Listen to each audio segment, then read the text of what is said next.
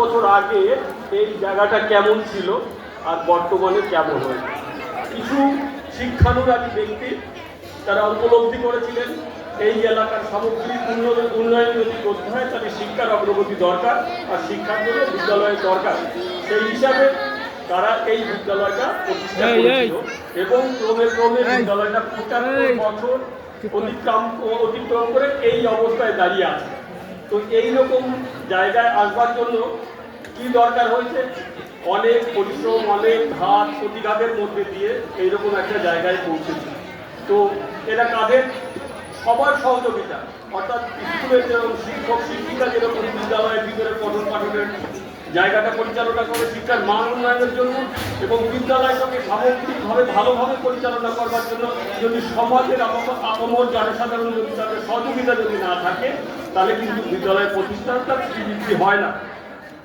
বিদ্যালয়ের একটা আমরা বিদ্যা মন্দির অর্থাৎ আমরা মন্দির মসজিদ যে জায়গাগুলো আমরা জানি সেগুলো হচ্ছে একটা ঈশ্বরীয় বা আধ্যাত্মিক একটা চেতনার জায়গা। সেখান থেকে আমরা মন্দিরে গিয়ে আমরা সরাসরি কি পাই সেটা আমরা বুঝতে পারি না, জানতে পারি না, কিন্তু বিদ্যালয় মন্দির থেকে আমরা কি পাই তার একটা নিদর্শন আমাদের স্টেজে বসা আছে। অর্থাৎ এইখানের থেকে আমরা ভালো ভালো কৃতি ছাত্র ছাত্রীরা শিক্ষিত হয়ে তারা সমাজের প্রতিষ্ঠাতা পায়, অর্থাৎ সেটা আমরা চাক্ষুষ প্রত্যক্ষ করতে পারি।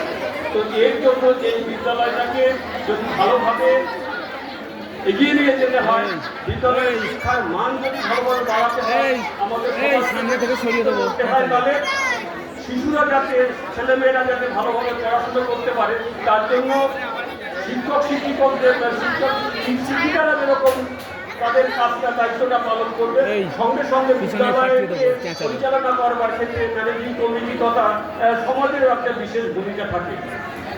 শিক্ষক শিক্ষিকারা ছাত্রছাত্রীদের এখানে কিভাবে পড়াশুনো করছে তারা সেইভাবে তারা তাদেরকে একটা দিক নির্দেশ করে দিচ্ছে তাদের একটা, কিন্তু বাড়িতে গিয়ে যদি তাদের তালিমটা না থাকে অর্থাৎ অনুশীলনটা যদি বাড়িতে না করে তাহলে কিন্তু শিশুর মানটা সেইখানে যায়। অর্থাৎ শিক্ষকরা স্কুলের শিক্ষকের যে কাজটা করছে বাড়িতে গার্জেন অভিভাবক হিসাবেও আমাদের একটা দায়বদ্ধতা থাকে যে আমার শিশুটা ঠিক মতো, আমি যদি শুধু ছেড়ে দিই আমার ছেলেমেয়ে স্কুলে চলে গেছে ব্যাস হয়ে গেল, তাতে কিন্তু শিক্ষা হবে না।